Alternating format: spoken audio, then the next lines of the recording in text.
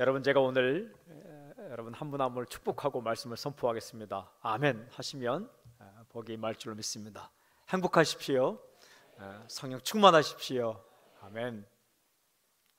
함께 읽은 말씀은 크게 두 가지의 이야기를 기록하고 있습니다. 하나는 무덤에 묻히다, 또 다른 하나는 다시 살아나다입니다. 예수님께서 무덤에 묻히신 이야기는 19장 31절부터 42절에 기록되어 있습니다. 군인들은 예수님의 죽음을 더 확인하기 위해서 창으로 옆구리를 찔렀습니다. 피와 물이 나왔다고 기록하고 있죠. 그들은 예수님이 완전히 죽었다고 판단을 했습니다. 오늘 같으면 사망 선고를 내린 겁니다. 그 이후에 아리마대 출신 요셉이 예수님의 시체를 달라고 빌라도에게 요구했고, 니고데모는 예수님의 시신의 발을 향품을 가지고 왔습니다. 예수님의 장례식은 유대법대로 치러졌습니다. 몸을 깨끗이 닦았고, 그리고 그 몸에 향품을 발랐죠. 그리고 그 몸을 세마포로 꽁꽁 싸매었습니다. 여러분, 보통 인간의 이야기라면 여기서 끝이 납니다. 한마디로 말하자면 끝입니다. 끝난 겁니다. 더 이상의 가망은 없습니다. 기대도 없습니다. 소망도 없습니다. 이제 완전히 끝나버린 겁니다. 그러나 예수님의 이야기는 여기서부터 다시 시작합니다. 부활하신 예수님께서 사람들을 만나주시는 이야기가 요한복음 20장 1절부터 시작되고, 우리가 읽은 23절까지 기록되어 있고 21장까지 계속해서 연결이 됩니다. 아니, 지금도 예수님의 이야기는 계속되고 있습니다. 한마디로 요약하자면 다시 시작입니다. 다시 시작하고 있습니다. 끝 안에서 다시 시작이 있는 이야기, 그 이야기가 바로 예수님의 이야기입니다. 인간의 끝 안에서 다시 하나님의 시작이 시작되고 있다. 제가 오늘 이 본문을 읽고 또 읽고 다시 한번 묵상하고 설교를 준비하는데, 이전에 참 많이 읽었던 본문이지만 이번에 다시 한번 강하게 제 마음 가운데 들어온 깨달음이 있었습니다. 그것은 이것입니다. 예수님의 이야기가 무덤에 묻히는 이야기로 끝나지 않고 다시 살아나는 사건으로 이어지고 있다라는 겁니다. 저는 먼저 여러분의 인생을 축복합니다.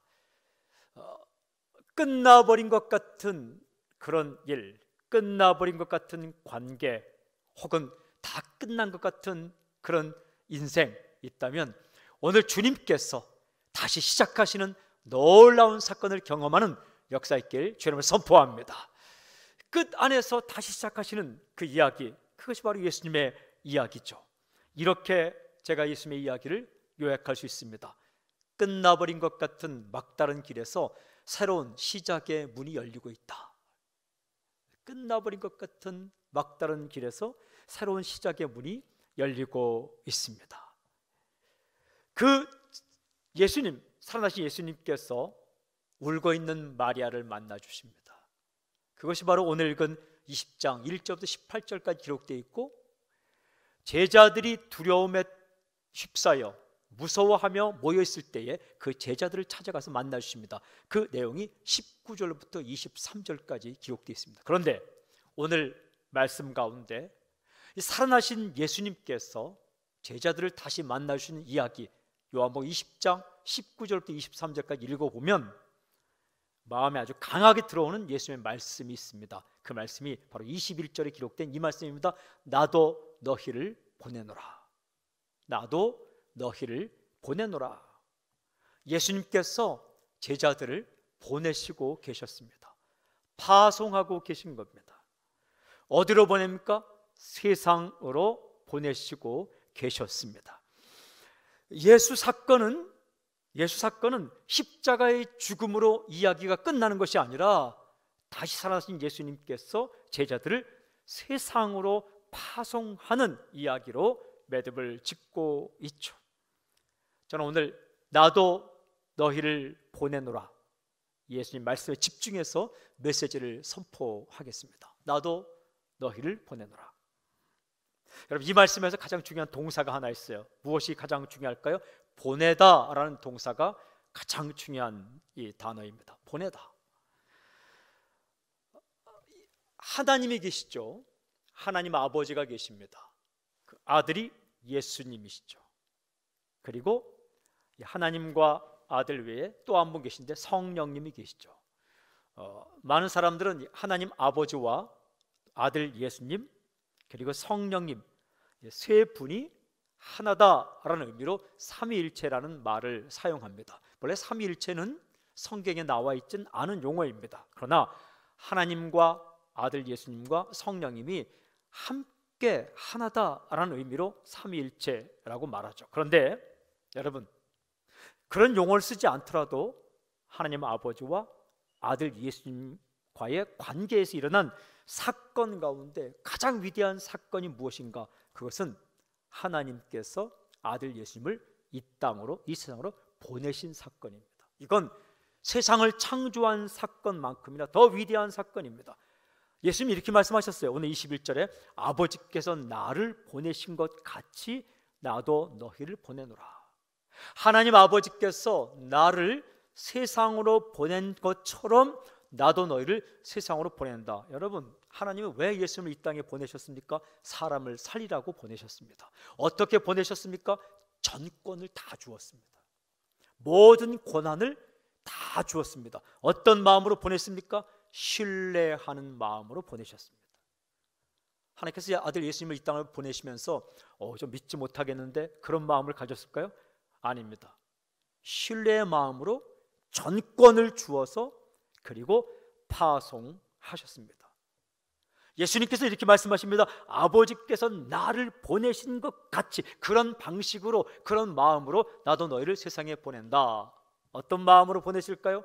믿는 마음으로, 신뢰하는 마음으로 보내는 겁니다. 무엇을 줘서 보낼까요? 전권을 주어서 보내는 겁니다. 무슨 일을 하라고 보내는 걸까요? 예수님께서 하시던 일을 그대로 똑같이 하라고 보내는 겁니다. 사람 살린 일을 하라고 보내시는 것이죠. 여러분, 하나님께서 아들 예수님을 이 땅에 보내셨다는 이 주제는 요한복음에 흐르는 가장 큰 주제입니다. 하나님이 세상을 이처럼 사랑하셔서 아들을 이 땅에 보내셨다라는 거예요. 요한복음 17장 18절에 보면 예수님의 기도 가운데 이런 말씀이 나옵니다. 아버지께서 나를 세상에 보내신 것 같이 나도 그들을 세상에 보내었고.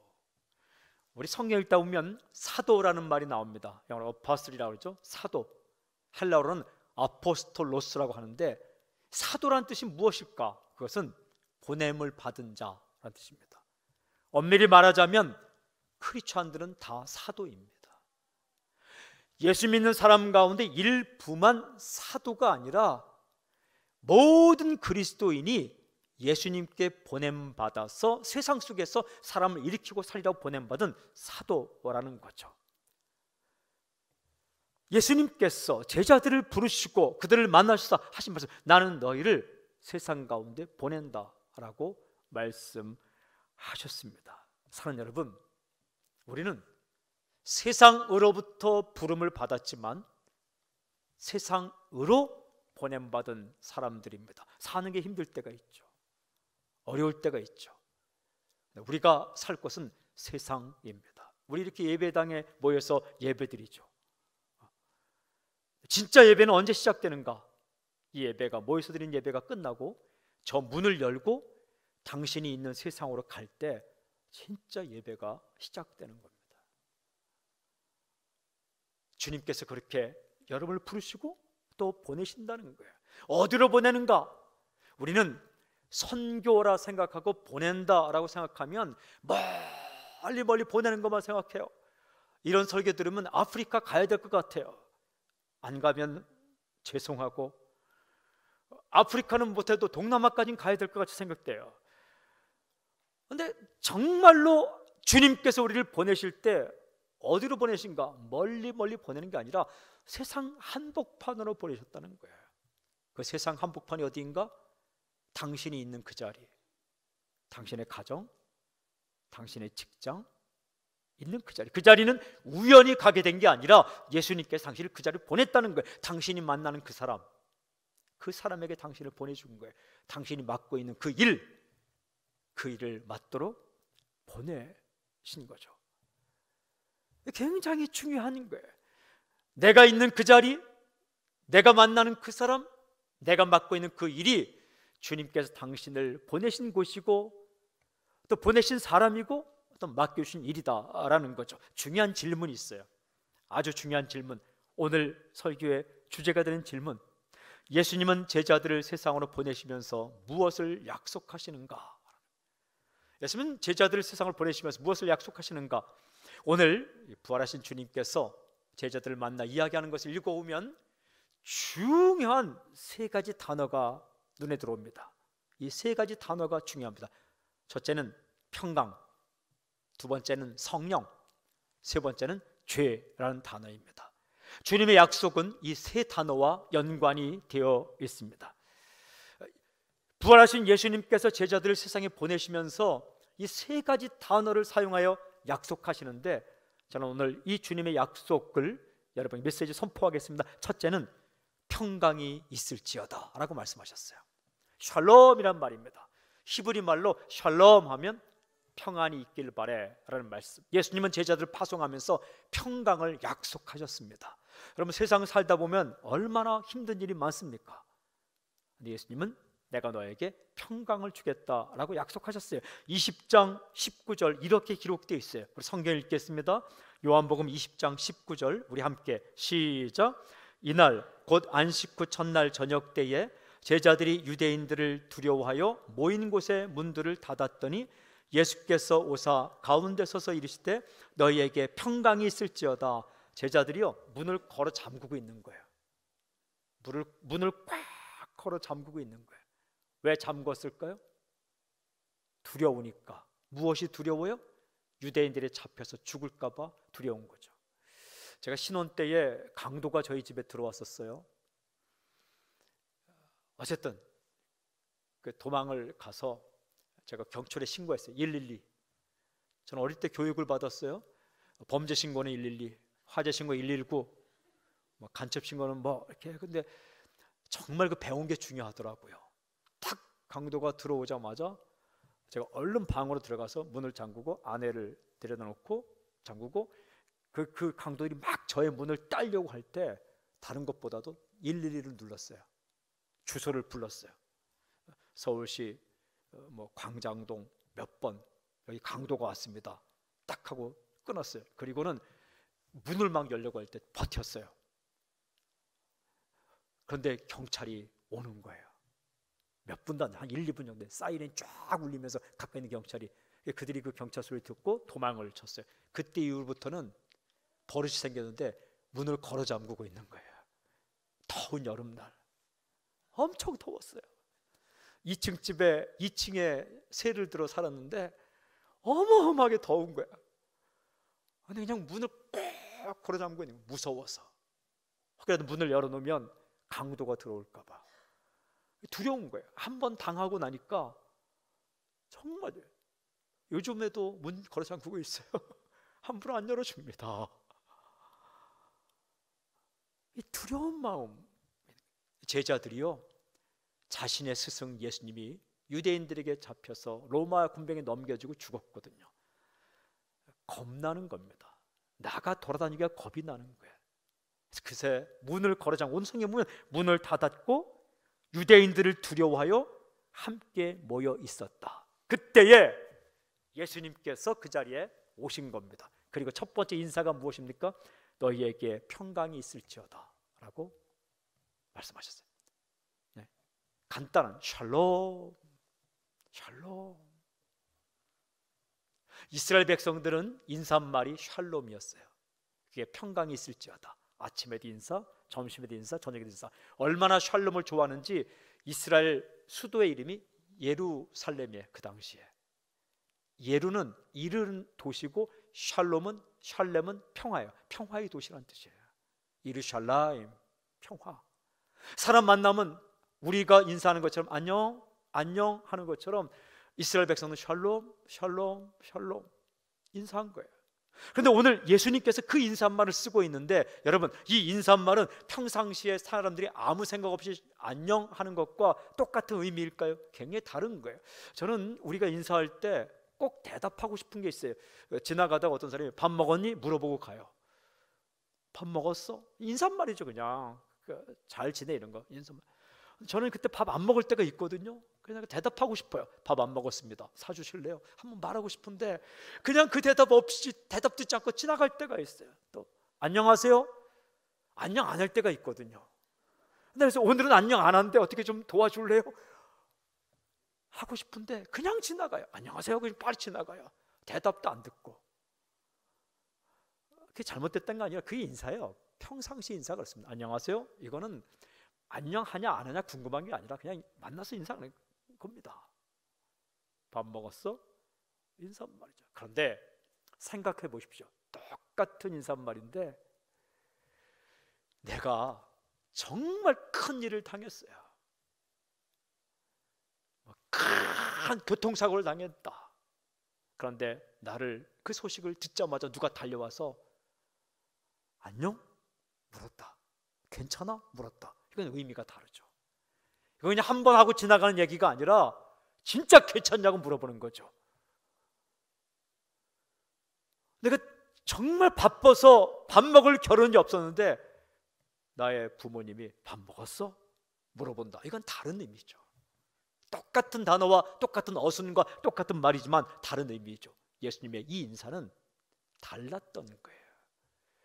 두려워하고 떨고 있고 자기 스승이 죽었다는 소식을 듣고 죽지 않기 위해서 문을 걸어잠그고 있는 제자들에게 오셔서 했던 첫 번째 인사말이 평강이 있을지어다. 해야 될 말도, 하고 싶은 말도, 할 수 있는 말도 많았을 거예요. 너희들 왜 여기 있어?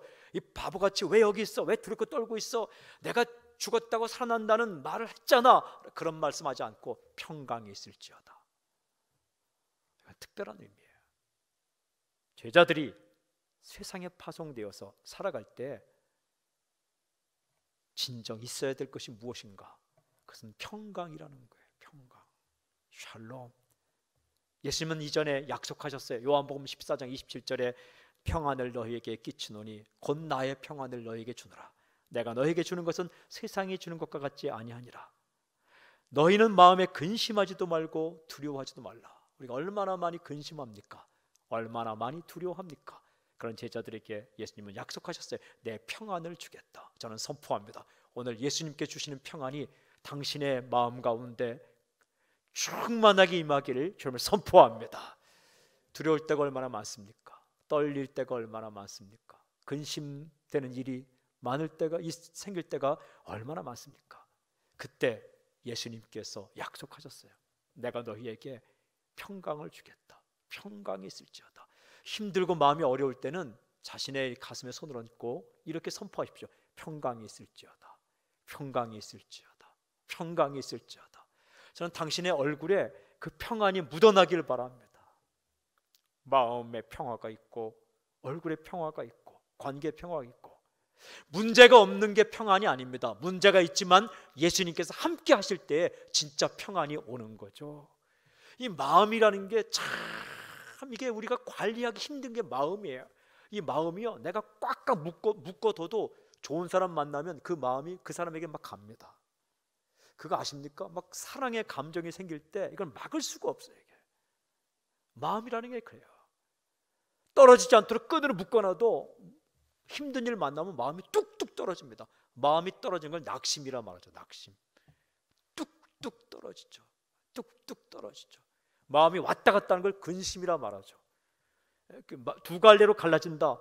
그러니까 두 가지로 갈라진다가 번역하면 근심이에요. 염려. 두 마음으로 갈라진다.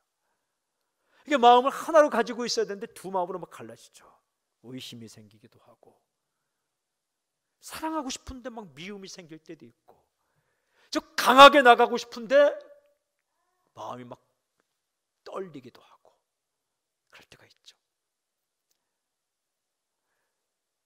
이 마음 가운데, 두렵고 떨리는 마음 가운데 평안을 주고 평강을 줄 수 있는 분은 하나님밖에 없습니다. 저는 예수님의 약속, 이 약속을 믿고 우리가 간절히 기도하고 기대하며 나갈 때에 오늘 당신의 영혼 가운데 이 시간에 하늘로부터 평강을 주실 줄로 믿습니다. 평안이 중요하다. 두 번째는 성령을 받으라 라고 말씀하셨어요. 성령을 받으라. 오늘 읽어본 말씀이 20장 22절에 보면 이런 말씀이 있어요.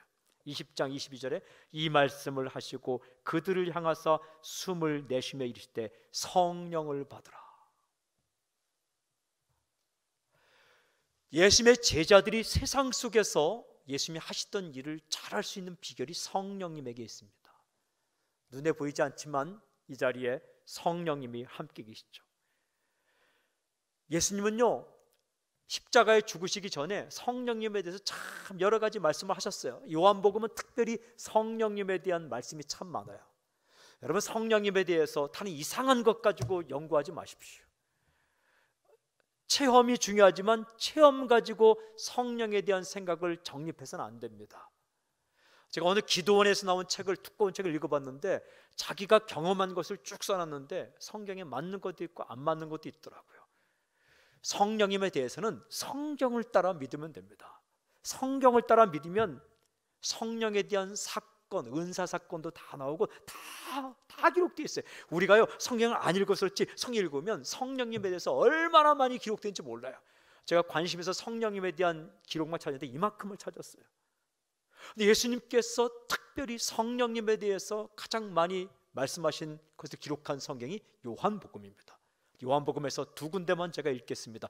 요한복음 14장 16절 이렇게 말씀하세요.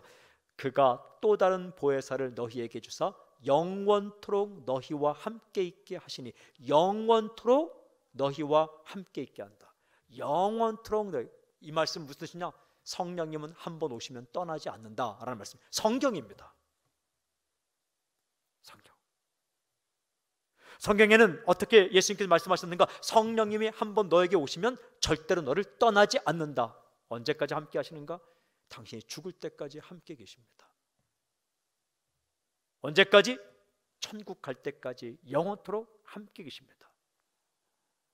약속이에요. 주님의 말씀이에요. 여러분, 내가 좀 잘 살 때는 성령님이 함께 계시고 엉뚱한 짓 할 때는 성령님이 떠나시는가? 아니에요. 내가 잘 살 때는 성령님이 칭찬하시면서 흐뭇하게 함께 계십니다. 그런데 엉뚱한 길을 갈 때는 어떻게 함께 하시는가? 그 길은 잘못된 길이라고 가르쳐주며 올바른 길을 가라고 권면하시면서 함께 하십니다. 언제나 함께 계십니다. 홀로 있을 때도 함께 있고 가서는 안 될 곳에 갈 때도 성령님은 가슴 아픈 마음으로 함께 계시는 거죠. 근데 이 성령님이 두 번째 무슨 일 하시는가? 두 번째 말씀 요한복음 15장 26절 진리의 성령이 오실 때 그가 나를 증언하실 것이요. 성령님이 하시는 가장 중요한 일은 예수님을 증언하는 것이다. 사랑하는 여러분, 우리가요 예수님을 바라볼 수 있도록 하시는 분이 바로 성령님인 거예요. 우리가 예수님을 믿도록 하시는 분이 성령님이에요. 저는 지금 설교하고 있고 여러분 설교를 듣고 있어요. 그런데 제가 여러분을 설득하는 게 아닙니다. 저의 논리력으로, 저의 어휘력으로, 저의 표정으로, 제스처로 여러분을 설득하는 것이 아니라 저는 선포하는데 성령께서 저와 여러분 사이에 계셔서 당신이 그 예수님의 말씀을 들을 수 있게끔 역사하시는 거죠. 이거 없으면 아무리 설명을 잘해도 이해가 안 되는 거예요. 성령께서 저와 여러분들을 연결시켜 줘서 저의 이 입술을 통해 선포되는 이 말이 이해가 되게끔 해주시는 거죠. 믿을 수 있게끔 해주는 거죠. 여러분, 성령님은 예수님을 증거하는데 성령님은 예수님을 닮아가게 만듭니다. 우리 성품이 예수님의 성품을 닮아가도록 만드시는데 그걸 성경에서는 성령님의 열매라고 말하고 있어요. 또한 우리가 예수님이 하시던 일, 사람 살리는 일을 열심히 하고 싶을 때에 그 일을 잘하라고 카리스마타, 능력을 주시는데 그것을 번역하면 은사입니다. 은사라는 말이 성경에는 카리스마타라고 기록되어 있습니다. 카리스마 아시죠? 능력, 어떤 특별한 힘. 우리가 예수님이 하시던 일을 그대로 이어받아서 사람 살리는 일을 잘하라고 주시는 능력, 그것이 바로 은사입니다. 은사예요. 이 성령님은 예수님을 증거하는 영인데, 우리가 예수를 믿도록, 예수님을 닮아가도록, 예수님을 잘 전하도록, 예수님을 증거하도록 성령께서 일하시고 계시다. 그 성령님의 역사 안으로 들어가야만 너희는 내 제자의 삶을 살 수 있다라고 주께서 말씀하셨어요. 저는 이 시간 당신의 인생을 축복합니다. 성령님과 친해지시고 성령 충만하길 주님을 선포합니다. 이 교회는 성령의 능력 안에 있습니다. 나의 능력이 아니라 성령의 능력으로 살아가는 겁니다. 더 아울러 나가서 성령님은 생명의 영, 살리는 영입니다. 모든 살아나는 일에 다 성령님이 역사합니다. 사탄은 죽이는 영이에요. 사람이 죽어가고 깨어지고 부서지는 일에는 항상 사탄의 역사가 있습니다.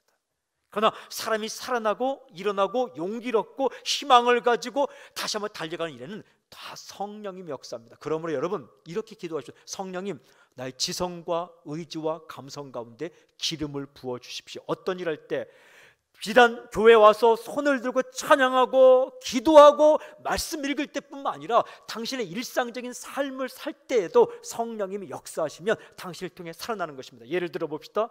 헤어 디자이너. 저는 직업 가운데 여러 가지가 있지만 참 좋은 직업들이 많이 있어요. 그 중에 한 가지가 그 머리를 커트해주는, 퍼머먼트 해주는 그 직업 굉장히 중요한 겁니다. 그런데 내가 와 있는데 저의 머리 이 모양과 그리고 이 얼굴 모양에 딱 맞는 이 머리를, 헤어를, 스타일을 해줬다. 이거 저를 살리는 겁니다. 여러분, 살아나는 모든 일에 성령님이 역사하는 거예요. 딱 봤는데, 거울을 봤는데 비포와 애프터가 너무 차이 난다. 이상하다. 막 확 죽는 거죠. 머리카락 다시 자랄 때까지는 슬픈 거죠. 여러분, 굉장히 중요한 거예요. 기도하고 찬양하고 이때만 성령님이 역사하는 거 아니라 성령님은 창조의 영인데 생명사역, 살리는 모든 사역에 성령님이 역사하고 있는 거예요. 직장에서 일할 때에, 사람을 만날 때에. 그러므로 성령의 역사를 따라서 음식점에 가서 음식을 먹었는데 참 맛있다. 고개를 딱 들어서 계산하려고 하다 보니까 그 옆에 현판이 있다. 뇌의 시작은 미약하였으나 뇌의 나중은 심히 창대하리라. 욥기 8장 7절 그 옆에 사람 살리는 교회 써 있다. 그러면 나도 교회 다녀야지. 내가 어느 집에 갔는데 정말 나의 왕성한 식성으로도 감당 못할 그 음식이다. 딱 들어봤더니 거기에 있다. 그러면 이제 슬퍼지는 거죠. 그래서 우리가 맡은 일을 잘해야 되는 이유가 중요한 거예요.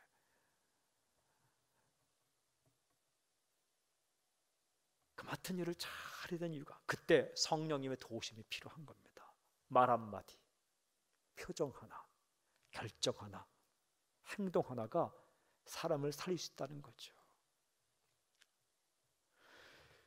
힘이 빠지고 기운이 빠져온 사람을 일으키고 살릴 수 있는 그 능력이 어디로부터 오는가? 성령의 도우심으로 우리가 온다. 저는 여러분 지성과 의지와 감성과 경험과 모든 판단력에 성령님이 충만히 임하기를 주님을 선포합니다. 그리고 세 번째 가장 중요한 것, 죄를 용서받게 할 것이다. 간단히 요약하면 죄를 용서받는 통로가 될 것이다. 오늘 읽은 말씀에 보면 20장 23절에 이렇게 기록되어 있어요. 이 본문은 잘 읽어야 돼요. 제가 읽겠습니다. 너희가 누구의 죄든지 사하면 사하여질 것이요 누구의 죄든지 그대로 두면 그대로 있으리라 하시니라. 여러분, 이 말씀을 얼핏 읽으면, 그냥 읽으면 언뜻 이해하기로는 마치 제자들이 죄를 용서하면 그 사람의 죄가 용서되고 제자들이 죄를 용서하지 않으면 죄가 그대로 있는 것처럼 생각할 수가 있습니다. 말이 그렇지 않습니까? 너희가 누구의 죄든지 사하면 사해질 것이요 누구의 죄든지 그대로 두면 그대로 있으리라. 이 말의 뜻이 마치 제자가 용서를 선포하면 용서되는 거고 제자들이 용서하지 못한다 하면 용서가 안 되는 것처럼 이해될 수 있지 않습니까? 여러분, 그것은 잘못된 해석입니다. 이 본문을 가지고 고해성사라는 이런 예식을 만들어낸 곳이 로마 카톨릭입니다.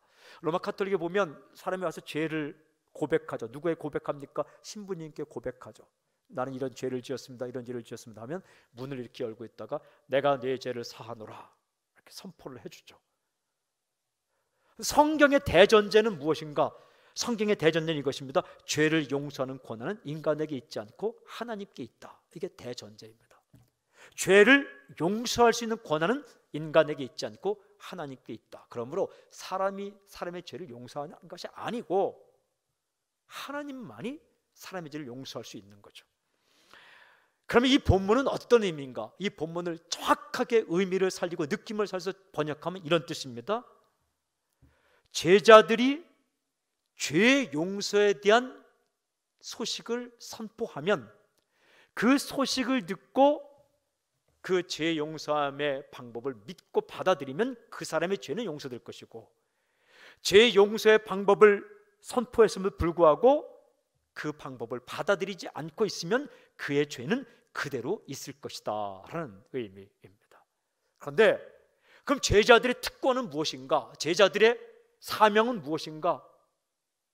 그것은 죄 용서의 방법을 선포한다는 거예요. 여러분 기억하십시오. 전하지 않으면 들을 수가 없습니다. 전해주지 않으면 들을 수가 없어요. 듣지 못하면 믿을 수도 없습니다. 믿지 못하면 죄를 해결할 수 없는 거예요. 사랑하는 여러분, 죄를 해결하지 못하면 오늘 말씀처럼 누구의 죄든지 그대로 있든다. 그러니까 죄를 해결하면 용서받을 수 있다. 이 비밀이 누구입니까? 예수 그리스도. 제자들에게 말씀하셨습니다. 평강이 있으라. 그리고 성령님이 너희와 함께 할 것이다. 어떤 일을 위해? 죄 용서의 비밀을 전파하는 일을 하라라고 약속하시고 말씀하셨습니다. 사랑하는 여러분, 우리가 때로 사는 게 힘들고 하루하루 버티는 것이 힘에 버겁게 느껴질 때가 있습니다. 도망치고 싶을 때가 있어요. 그냥 놓고 싶을 때가 있어요. 그 자리 떠나고 싶을 때가 있어요. 그러나 하나님은 그 자리에서 그 사람들에게 그 맡은 일을 통해 선포하길 원하는데, 여러분 꼭 기억하십시오. 하나님의 음성을 듣고자 할 때, 나는 어디 길로 갈 것인가, 나는 어디로 갈 것인가, 무엇을 선택하신가 할 때 특별한 사인이 없으면 그 일 계속하는 겁니다. 특별한 사인이 없으면 그 길 계속 가는 겁니다. 특별한 사인이 없으면 그 사람 계속 만나는 겁니다. 그러다 보면 특별히 말씀할 때가 있는데 마음속에 감동이 있을 때는 그때는 그걸 선택하는 거죠. 예를 들어 봅시다. 여러분 요즘 내비게이션 있죠? 저도 어제 내비게이션을 이렇게 통해서 가는데 가다 보면 이렇게 나올 때가 있습니다. 여기서부터 7km는 계속 직진입니다. 지금 당신이 가고 지금 이곳이 가고 있는 길은 올림픽대로입니다. 그럼 7km 직진이면요, 그 다음서부터 이 내비 아가씨가 내비 아가씨 내비게이션 이렇게 녹음된 더 이상 말이 없습니다. 지금부터 7km는 계속 직진하는 길입니다. 뭐 거기서부터는 말이 없습니다. 말이 없어야 돼요. 계속 가는데 이렇게 똑바로 가십시오. 똑바로 가십시오. 똑바로 가십시오. 이건 이상한 내비게이션입니다. 그러다가 7km 갔을 때에 우회전할 거면 이제 100m 전방에서 1km 전방에서 우회전입니다. 4차선을 타십시오. 이렇게 나오죠. 인생도 마찬가지입니다. 하나님께서 요즘 나에게 이리로 가라 저리로 가라 말씀이 안 계시다. 그러면요, 계속 있던 곳에 있으라는 얘기입니다. 특별한 사인이 없을 때는 그냥 그곳에 그 길로 가라는 거예요. 그 사람 만나라는 겁니다. 그 일을 하라는 겁니다. 자꾸 하나님 고민스럽게 물어보지 마십시오. 주님, 내가 일을 해야 됩니까? 야, 특별한 말 없을 때는 그냥 계속 해라. 그 자리가 내가 보냄받은 자리입니다. 그 사람이 내가 보냄받은 사람이에요. 그 일이 내가 맡은 일이에요. 내가 만났는데 하나님, 저는 이 사람을 정말 감당할 수가 없습니다. 이렇게 스포츠 경기로 말하면 헤비급 같은 사람 만나, 헤비급을 만날 때가 있어요. 헤비급. 우리는 반탄급을 만나고 싶어요. 플라이급, 이렇게 좀 약한 사람, 내가 좀 이렇게 할 수 있는 사람을 그런 일을 만나고 싶어요. 그런데 내가 맡은 사람이 꼭 헤비급처럼 보여요. 그리고 이 사람 내가 감당할 수 없는 거예요. 그럴 때는 상대방을 바꿔달라고 말하지 마십시오. 이렇게 생각하십시오. 어떻게 생각하냐면, 하나님이 나를 헤비급으로 생각하시는구나. 감당할 만하니까 맡겨주는 거예요. 그냥 그 사람과 지치고 볶고 하다 보면 당신이 변합니다. 당신의 성품이 변하고 당신이 위대한 사역자로 변하게 되는 거죠. 사랑하는 여러분, 아무리 힘들고 어려운 일이 있더라도 세상을 떠나서는 안 되는 거죠. 더 세상 속으로, 더 세상 안으로 들어가는 거죠. 어떻게? 평강을 가지고 성령의 역사를 따라 그들에게 죄 용서의 비밀을 우리가 전해주는 거죠. 주님은 그렇게 제자들에게 말씀하고 있는 거예요. 두렵고 두려워 떨고 있는 제자들에게, 문을 걸어잠그고 두려워하고 떨고 있는 제자들에게, 모든 준비가 다 끝난 제자들이 아니라, 당당한 제자들이 아니라, 완전한 제자들이 아니라, 문을 걸어잠그고 두려워하고 떨고 있고 주님의 말씀도 기억하지 못한 제자들에게 주님은 그렇게 말씀하시는 거예요. 나는 너희를 보내노라. 아버지께서 나를 세상에 보내신 것처럼 똑같은 권한을 주어 똑같은 신뢰를 가지고 내가 너희를 세상에 보내노라. 평강이 있을지어다.